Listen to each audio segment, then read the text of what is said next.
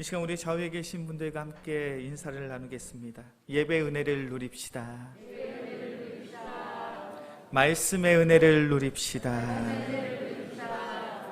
우리는 오늘의 예배를 통하여 이 세상이 줄 수 없는 예배 은혜, 말씀의 은혜를 성령님께서 우리에게 허락하시는 줄로 믿습니다. 우리 귀한 성도님들, 오늘 예배를 마치고 각자의 가정으로 돌아가실 때 세상이 줄 수 없는 예배 은혜, 말씀의 은혜를 우리의 마음속에 풍성히 담고 돌아갈 수 있는 우리 모두가 되어지길 주의 이름으로 간절히 축원합니다. 야곱은 자신의 고향으로 돌아왔습니다. 가나안 땅으로 돌아왔죠. 그리고 야곱은 기대하고 소망했습니다. 나의 인생은 이제 평탄할 거야. 나의 인생은 순탄할 거야. 그런데 우리가 지난 시간 살펴본 것처럼 야곱은 자신의 고향 가나안 땅에 도달했지만 여전히 큰 사건으로 인하여 참으로 비참하고 참담한 그 마음을 고백할 수밖에 없었습니다. 바로 자신이 사랑하는 딸 디나가 성폭행을 당한 것이죠. 아비의 마음으로, 아버지의 마음으로 그 마음이 얼마나 참담하고 얼마나 비통했겠습니까?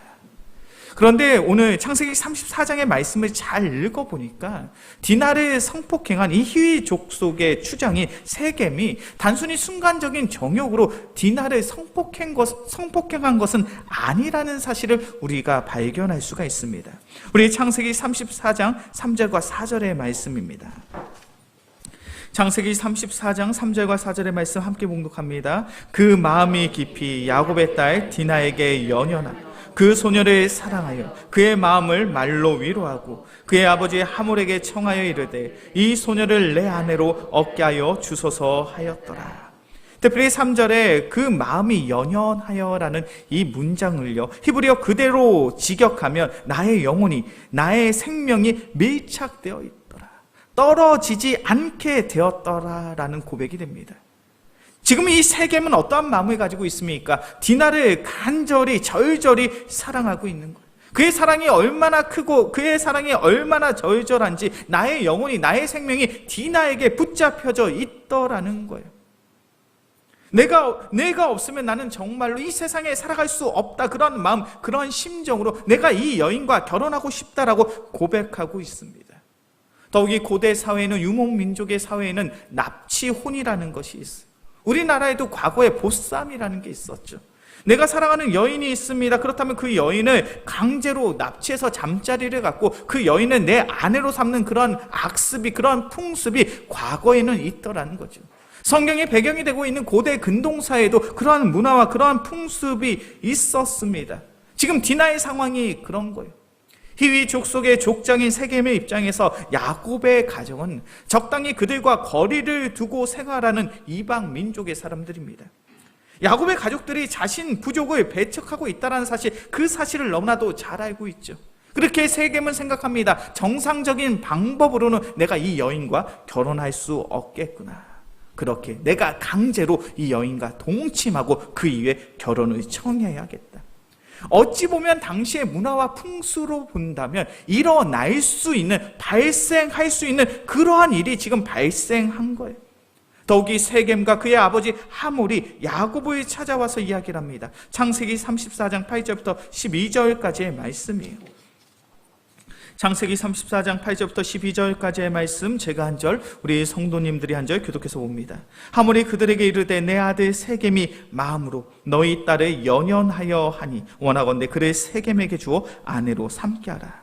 너희가 우리와 동원하여 너희 딸을 우리에게 주며 우리 딸을 너희가 데려가고 너희가 우리와 함께 거주하되 땅이 너희 앞에 있으니 여기 머물러 매매하며 여기서 기업을 얻으라 하고 세겜도 디나와 아버지와 그 남자 형제들에게 이르되 나로 너희에게 은혜를 있게 하라. 너희가 내게 말하는 것은 내가 다 주리니. 함께 봉독합니다. 이 소녀만 내게 주어 아내가 되게 하라. 아무리 큰 혼수와 예물을 청할지라도 너희가 내게 말한 대로 주리라. 아멘. 지금 이 세겜과 그의 아버지 하몰이 야곱을 찾아서 이야기합니다. 이 결혼이 성사만 되면 너희가 원하는 건 내가 다 주겠다는 거예요. 결혼 지참금 원하는 대로 주겠다. 너희가 만약 우리와 결혼하게 된다면 이 땅에서 마음껏 살아갈 수 있도록, 우리와 평생 교류할 수 있도록 안전하게 제공할 수 있는 그 모든 편의를 너희에게 제공하겠다. 분명 과정은 잘못된 과정이에요. 그런데 당시의 문화와 풍습이라는 그 기준으로 볼 때 세겜과 그의 아버지 하몰은 매우 적법한 방법으로 이 문제를 해결하려고 하고 있어요. 야곱의 입장에선 내가 사랑하는 딸이 성폭행을 당했습니다. 큰 상처와 큰 아프고 너무나도 비통하고 너무나도 참담한 심정을 가지고 있습니다. 그런데 그 해를 가한 이 세겜과 하몰이 당시의 문화 풍습 그 기준으로 이야기할 수 있는 가장 적법한 방법으로 이 문제를 해결하기 위해서 화해를 청하고 있는 거예요. 그런데 이 상황 속에서 야곱, 특별히 야곱의 자녀들이 이 문제를 어떻게 해결하려고 합니까? 창세기 34장 14절부터 17절까지의 말씀이죠. 14절부터 17절까지의 말씀 제가 먼저 봅니다. 야곱의 아들들이 그들에게 말하되 우리는 그리하지 못하겠노라. 할례 받지 아니한 사람에게 우리 누이를 줄 수 없노니 이는 우리의 수치가 됨이니라. 그러니 이같이 하면 너희에게 허락하리라. 만일 너희 중 남자가 다 할례를 받고 우리가 가시르며 우리 딸을 너희에게 주며 너희 딸을 우리가 데려오며 너희와 함께 거주하여 한 민족이 되려니와. 너희가 만일 우리 말을 지지 아니하고 할례를 받지 아니하면 우리는 곧 우리 딸을 드리고 가리라. 야곱의 자녀들이 이야기합니다. 우리는 너희와 결혼할 수 없다. 만약 너희가 우리와 결혼하기를 원한다면 너희는 우리와 같은 민족이라는 표식을 너희의 몸에 새겨야 된다. 그 표식이 무엇입니까? 바로 할례예요. 할례라는 것이 무엇인지 잘 알고 계시죠? 남성들의 성기에 표피를 베어내는 겁니다. 당시 고대 사회에서 마취를 할 수 없습니다. 깨끗한 수술 도구가 존재한 것이 아닙니다. 그렇게 남성들의 성기에 표피를 베어낸다는 것이 얼마나 위험천만한 행동인지 몰라요. 더군다나 이 할례를 성인들이 행해야 됩니다. 끔찍한 고통과 아픔이 동반을 하겠죠. 만약 너희가 정말로 우리와 결혼하기를 원한다면 너희 부족의 모든 남성들이 할례를 행해서 우리와 한 민족이라는 표시를 너희의 몸에 하게 될 때 우리는 너희와 결혼을 할 것이요 너희와 함께 동거하는 삶을 살아가겠다라고 이야기를 합니다. 그 이야기를 듣자 세겜과 그리고 그의 아버지 하몰은 이 결혼을 성사시키기 위해서 그 부족에 있는 모든 남성들에게 할례를 지시합니다. 그리고 그 성읍에 있는 그 마을에 있는 모든 남성들이 다 할례를 행했어요. 야곱의 자녀들의 말을 믿고 언약을 믿고 그 약속을 지킨 거예요. 그런데 그 결과가 무엇입니까? 창세기 34장 25절부터 29절까지의 말씀이에요. 25절부터 29절까지의 말씀 제가 먼저 봅니다. 제3일에 아직 그들이 아파할 때 야곱의 두 아들 디나의 오라버니 시므온과 레이가 각기 칼을 가지고 가서 몰래 그 성읍을 기습하여 그 모든 남자를 죽이고 할례하몰과 그 아들 세겜을 죽이고 디나를 세겜의 집으로 데려오고 야곱의 여러 아들이 그 시체 있는 성으로 가서 노략하였으니 이는 그들이 그들의 누이를 더럽힌 까닭이라. 그들이 양과 소와 나귀와 그 성읍에 있는 것과 들에 있는 것과 함께 봉독합니다. 그들의 모든 재물을 빼앗으며 그들의 자녀와 그들의 아내들을 사로잡고 집 속의 물건을 다 노략한지라. 세겜과 하몰 그리고 그 부족의 사람들은 야곱의 자녀들과의 약조를 믿고 할례를 행했습니다. 극심한 고통이 있습니다. 아픔이 있습니다. 그리고 거동할 수 없는 그러한 상황이 되었어요. 이때 야곱의 자녀인 시몬과 레이가 칼을 들고 그 부족에 쳐들어갑니다. 거동할 수 없는 그 모든 부족의 남성들을 다 몰살시키더라는 것. 그들의 모든 것을 빼앗습니다. 그들의 아내와 그들의 자녀들을 사로잡아 자신들의 종으로 삼더라는 거예요. 디나가 성폭행을 당했다는 것은 분명 개인의 문제가 아닙니다. 가족 전체의 명예와 성결함의 문제이죠. 공동체의 문제입니다. 그래서 그 문제를 가지고 아파하고 그 문제를 가지고 때론 복수도 할 수 있겠죠. 그런데 오늘 성경에서 말씀하고 있는 이 사건, 이 방법은 너무나도 잔인하지 않습니까? 너무나도 가혹하지 않습니까? 너무 과하지 않냐라는 거예요. 더군다나 방법이 크게 잘못됐어요. 희족 속의 사람들이 왜 움직이지 못합니까? 왜 거동하지 못합니까? 할례를 행했기 때문에. 하나님께서는 아브라함에게 할례를 행하라고 말씀하셨죠. 하나님께서 아브라함에게 할례라는 행위를 거룩한 예식을 허락하신 이유가 있습니다. 바로 그 행위는 하나님의 자녀, 하나님의 백성이라는 거룩한 예식이요, 성결한 예식이기 때문에 그래요. 할례를 행함으로 하나님의 자녀요, 하나님의 백성이라는 표식을 자신의 몸에 행할 수 있습니다. 이것은 거룩한 행위예요. 그런데 이 거룩한 행위가 살인의 도구가 되었습니다. 거짓의 도구가 되었습니다. 그렇기 때문에 30절의 말씀을 보면 야곱은 시몬과 레위를 향해 이렇게 토로합니다. 이렇게 책망합니다. 너희에게서 악취가 나는도다. 너희의 모습 속에 악취가 난다는 거예요. 우리는 믿음의 가정인데, 믿음의 가문인데, 너희의 이런 잘못된 선택으로 말미암아 하나님 앞에 범죄함으로 우리의 가문 속에, 우리의 가정 속에 하나님을 향한 죄악된 것이 가득하게 되었다는 거예요. 왜 이런 극단적인 잘못된 선택을 하게 됩니까? 왜 이렇게 잘못된 다툼과 싸움, 학살이 발생하게 됐냐는 거예요. 그것은 바로 야곱의 자녀들의 마음이 바로 분노에 사로잡혀 있었기 때문이에요. 오늘 본문의 말씀 창세기 34장 7절의 말씀을 보면 야곱의 자녀들의 마음이 어떠한지 이렇게 말씀하고 있습니다. 야곱의 아들들은 들에서 이를 듣고 돌아와서 그들 모두가 근심하고 심히 노하였으니, 야곱의 자녀들의 마음속에 큰 근심이 있고 심히 노하게 되었다는 거예요. 특별히 근심하게 되었다라는 이 단어는요, 히브리어 그대로 직역을 하면 마음의 색이다라는 거예요. 마음의 앙금을 갖고 마음에 지울 수 없는 상처를 가지게 되었다는 거예요. 심히 노하였으니, 이 노하다라는 단어는요, 히브리어 그대로 직역을 하면 빨갛게 달아오르다, 뜨겁게 타오르다라는 뜻을 가지고 있습니다. 심히 참기 어려운 분노가 그들의 마음을 사로잡고 있는 거예요. 야곱의 자녀들은 완전히 분노에 사로잡히게 되었습니다. 그렇게 넘지 말아야 할 선을 넘고 있는 거예요. 하나님의 영광을 가리움은 물론이요, 할례라는 거룩한 하나님의 방법을 악용해서 거짓으로 평화 협정을 맺고 모든 회의족 속의 남성들을 살해하고 그들의 모든 가축과 재물을 빼앗고 약탈하고 학살을 행하더라는 거죠. 우리 인간이 분노에 사로잡히게 되면 이렇게 잔인하게 돼요. 이렇게 가혹하게 됩니다. 이렇게 큰 해를 끼치게 되더라는 거예요. 우리가 살아가는 이 사회를 가리켜서 분노하는 사회라고 이야기합니다. 순간적인 감정을 참지 못하는 사람들이 얼마나 많은지 몰라요. 그래서 그러한 분노에 사로잡힌 이들이 정말로 끔찍한 일들을 벌이는 그러한 세상 속에 우리는 살아가고 있습니다. 층간소음의 문제로 인하여 윗집에 있는 아랫집에 있는 사람에게 칼부림을 했다라는 그러한 사건을 우리는 전해 듣죠. 얼마 전에 한 사건을 보니까요, 변호사 소송에서 패소를 하게 되어서 변호사 사무실에 들어가 방화를 일으켜 7명의 사람들이 사상을 당한 그러한 사건이 있었습니다.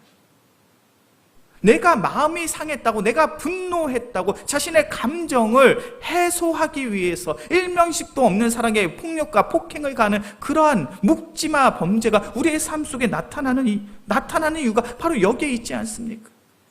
이 세상을 살아가는 사람들의 마음속엔 분노가 있습니다. 화가 있습니다. 그리고 그 분노와 화에 사로잡히게 되면 너무나도 큰 폭력과 폭행, 너무나도 가혹하고 너무나도 잔인한 그러한 일들을 아무렇지 않게 행하게 되더라는 거예요.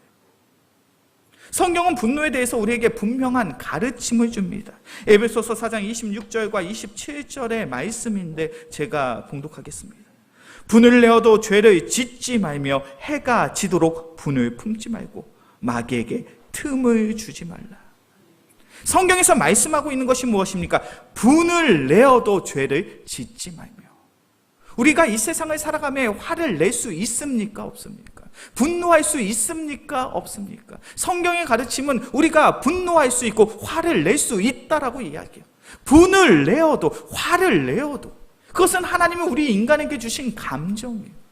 우리의 삶 속에 뜻하지 않은 억울한 일들이 생기고 우리의 삶 속에 뜻하지 않은 사건과 사고로 인하여 우리는 분노할 수 있습니다. 화를 낼 수도 있습니다. 그런데 중요한 것은 우리가 분노하고 우리가 화를 냈다고 해서 우리의 죄가, 우리의 범죄함이 합리화될 수는 없다라는 거예요. 그렇게 성경은 분명하게 이야기합니다. 분을 내어도 죄를 짓지 말며 해가 지도록 그 마음을, 그 분노를 마음에 품지 말라라는 거예요. 너희가 해가 지도록 그 분노의 마음을 마음에 품게 된다면 너희는 마귀에게 틈을 주는 것이다. 마귀의 관계, 마귀의 유혹, 마귀의 현혹을 통하여 너희들은 얼마든지 하나님 앞에서 범죄할 수 있다라는 거예요.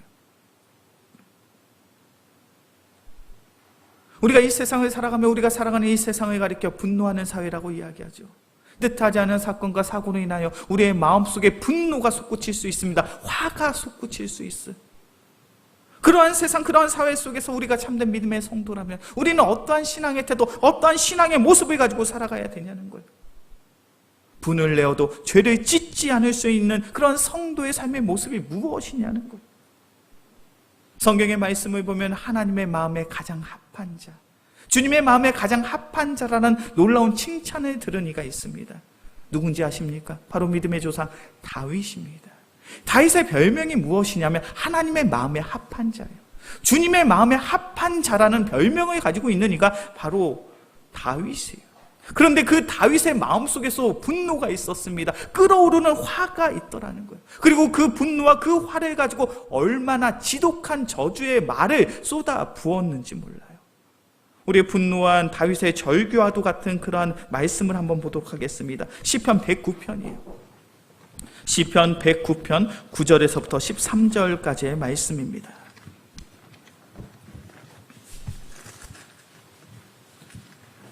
다윗의 마음속에 얼마나 끓어오르는 분노가 가득했는지, 그가 어떠한 마음으로 저주를 내뿜고 있는지 우리 시편 109편 9절부터 13절까지의 말씀,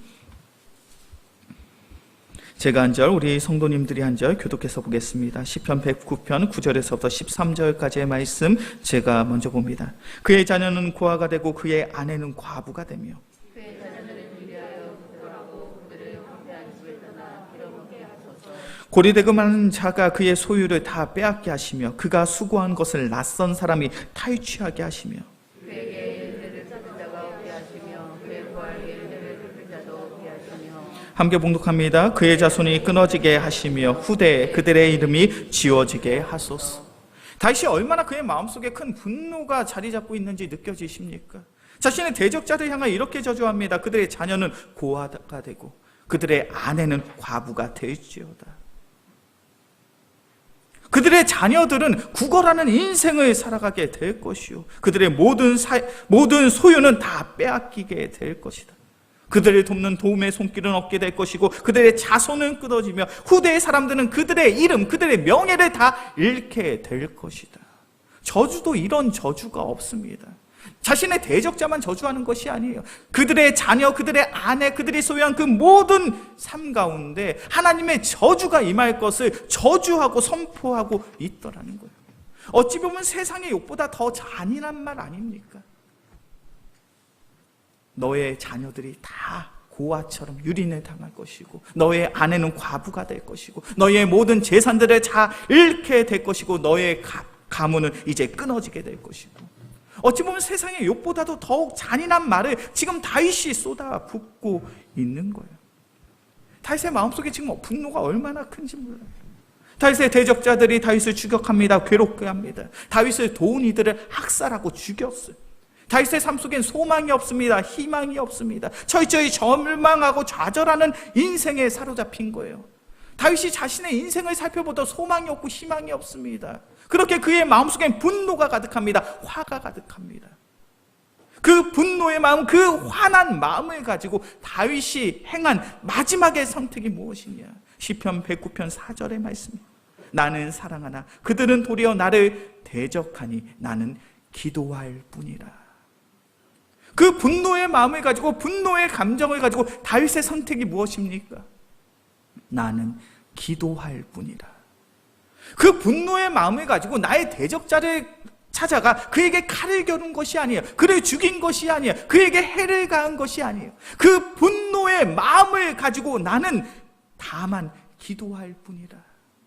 주님은 나의 마음을 아시고 나의 상한 마음과 심령을 알고 계시니 나의 억울함을, 이 상한 마음과 심령을 주님 앞에 토로하리라.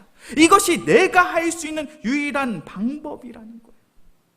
세상의 사람들은 분노의 마음을 가지고 어떻게 살아갑니까? 그 분노의 마음을 가지고 나에게 해를 끼친 사람을 찾아가 그 억울함을 토로하며 그에게 해를 가하려 하죠. 폭력을 가합니다. 폭행을 가합니다. 때론 살인을 하기도 해요. 그러나 참된 믿음의 성도의 삶은 그렇지 않다라는 것. 그 분노의 마음을 가지고 누구를 찾아가냐면 나의 대적자를 찾아가는 것이 아니라 주님 앞에 나아가 다만 기도할 뿐이라는 거예요. 우리가 그 분노의 마음을 가지고 주님을 찾아간다면 사랑의 하나님이시오, 화평의 하나님이시오, 평안의 하나님께서 우리의 마음을 만져주시고 우리의 마음을 위로하여 주시며 우리의 마음속에 화평을, 우리의 마음속에 평안을, 우리의 마음속에 사랑을 허락해 주실 줄로 믿습니다. 우리는 그때 분노의 앞에서 범죄하지 않게 되는 거예요. 분노에 사로잡힌 인생을 살아가는 것이 아니라 화평과 평안의 삶을 살아갈 수 있는 거예요. 다윗의 마음속에 분노가 가득해요. 대적자의 죽음뿐만이 아니라 대적자의 자녀들, 대적자의 아내, 그가 가지고 있는 그 모든 것을 저주하고 있잖아요. 그러한 다윗의 인생 속에 절호의 찬스, 절호의 기회가 등장합니다. 사무엘상 26장의 말씀을 보면 자신을 괴롭게 했던 사울왕을 죽일 수 있는 절호의 찬스, 절호의 기회를 맞이하게 돼요. 다윗과 함께 했던 용맹한 장수 아비새가 다윗에게 이야기합니다. 왕이시여, 지금 절호의 찬스, 절호의 기회가 왔습니다. 당신이 나에게 명령만 하신다면 저 사울왕을 단칼에 찔러 죽이겠습니다. 그때 다윗이 아비새에게 이렇게 이야기합니다. 죽이지 말라. 누구든지 손을 들어 여호와의 기름 부은 자를 치면 죄가 없겠느냐. 그 사울왕을 죽이지 말라는 거예요. 다윗에게 큰 상처와 아픔을 준 그 사울왕을 용서하라는 거예요. 다윗이 사울왕을 용서할 수 있었던 이유가 어디에 있습니까? 그의 마음에 분노가 없었기 때문에, 화가 없었기 때문에, 억울함이 없었기 때문에 아니에요. 그는 여전히 분노의 순간이 있었고 화가 나는 순간이 있었고 여전히 언제 죽을지 모르는 그런 어려움 속에서 살아가고 있지만 그 분노에 사로잡혀 있지 않은 거예요. 자신의 억울한 마음을 하나님께 토로하니 화평의 하나님께서, 사랑의 하나님께서, 평안의 하나님께서 그에게 하나님의 뜻을 깨닫게 하여 주시고 하나님의 마음을 허락하게 하사 그 사울왕을 용서하게 되더라는 거예요. 그렇기에 다윗의 별명이 하나님의 마음에 합한 자예요. 주님의 마음에 합한 자라는 거예요. 우리가 이 세상을 살아가며 분노하지 않고 화를 내지 않고 살아갈 수는 없습니다. 우리는 너무나도 연약하고 부족한 존재이기 때문에 뜻하지 않은 상황과 환경 속에서 우리는 늘 분노할 수밖에 없고 화를 낼 수밖에 없습니다.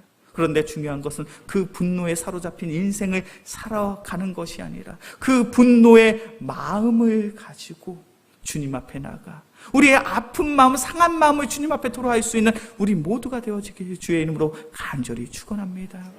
그 분노의 마음, 화난 마음을 가지고 주님을 찾아간다면 사랑의 하나님, 평안의 하나님, 그 화평의 하나님께서 우리의 마음을 만지시고 위로하여 주사 우리의 마음속에 화평을, 우리의 마음속에 평안을, 우리의 마음속에 사랑을 허락하여 주실 줄로 믿습니다.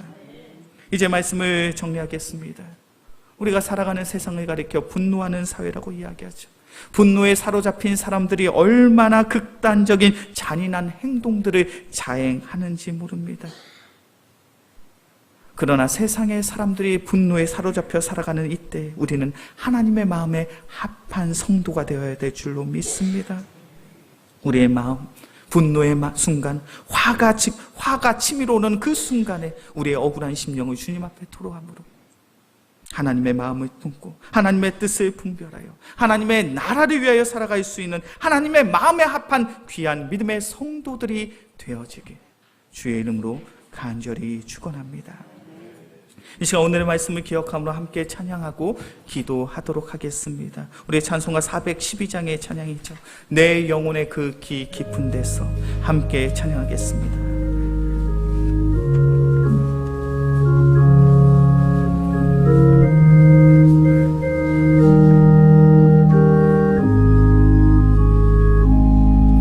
내 영혼이 그 깊은 데서 맑은 가락이 흘러나네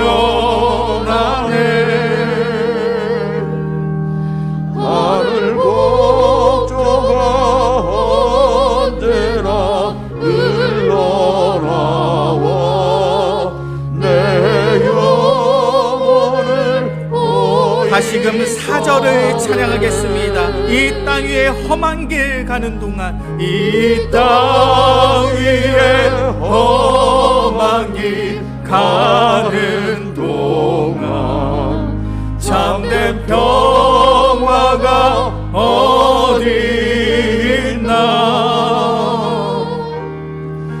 우리 모두 다 예수를 친구 삼아 참 평화를 다시 한번 찬양합니다. 이 땅 위에 험한 길 가는 동안, 이 땅 위에 험한 길 가는 동안 참된 평화가 어디 있나. 우리 모두 다 예수를 친구 삼아 참 평화를 누리겠네. 평화 평화로다. 평화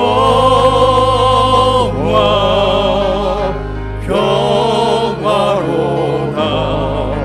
하늘 위에서 내려오네. 그 사랑의 물결이 영원토록 내 영 가슴에 손을 얹고 다시금 찬양합시다. 평화 평화로다. 평화 영화로다. 하늘 위에서 내려오네. 그 사랑의 물결이 영원토록 내 영혼 다시 한번 고백합니다. 평화 평화로다. 평화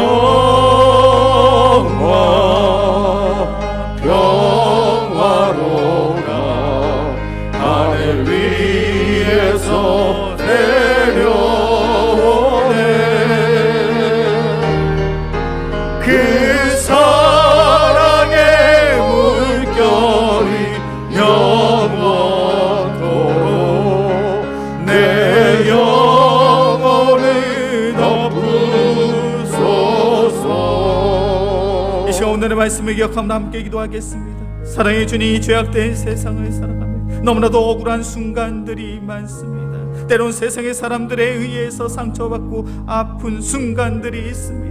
그렇기에 그럴 때마다 우리의 마음속에 분노가 솟구치고 화가 솟구칩니다. 그러나 사랑의 주님, 분노에 사로잡힌 인생이 아니에요. 분노함 속에서 주님을 찾으며 주님 앞에 우리의 상한 마음과 심령을 내려놓을 수 있는 귀한 믿음의 성도들 되게 하여 주시옵소서.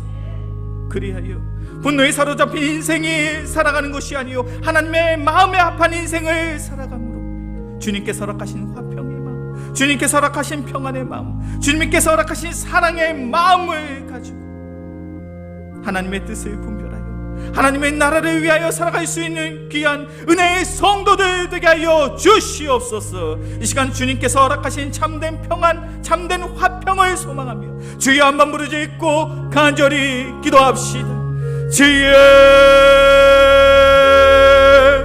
사랑이 많으신 주님, 우리가 살아가는 세상은 죄악된 세상, 그렇게 이 어둡고 죄악된 세상을 살아가 우리는 넘어지고 쓰러질 수밖에 없습니다.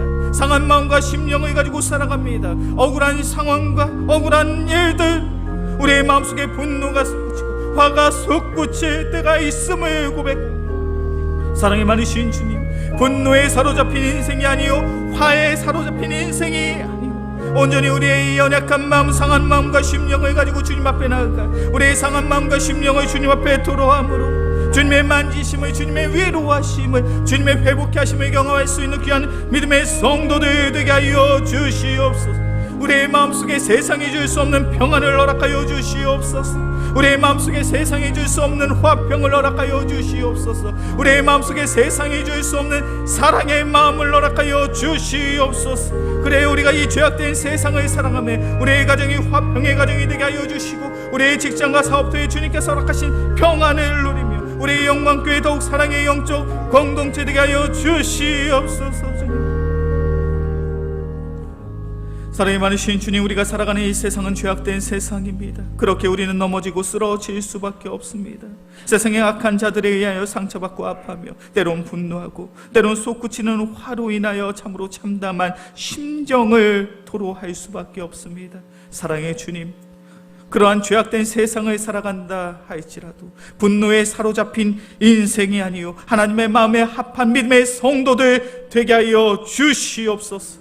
상한 마음과 상한 심령을 가지고 주님 앞에 나아가 화평의 하나님, 평안의 하나님께서 우리의 마음을 만지시고 위로하여 주사 회복해 하심으로 이 죄악된 세상 속에서 나로 말미암아 우리의 가정이 화평의 가정이 되게 하여 주시고 우리의 직장과 사업터에 주님의 평안을 허락하여 주시며 우리의 영광교회가 사랑의 영적 공동체가 되게 하여 주시옵소서. 우리의 모든 삶과 환경을 주님 앞에 내어 맡기오며 우리를 사랑하시는 예수 그리스도의 이름으로 기도합니다. 다 함께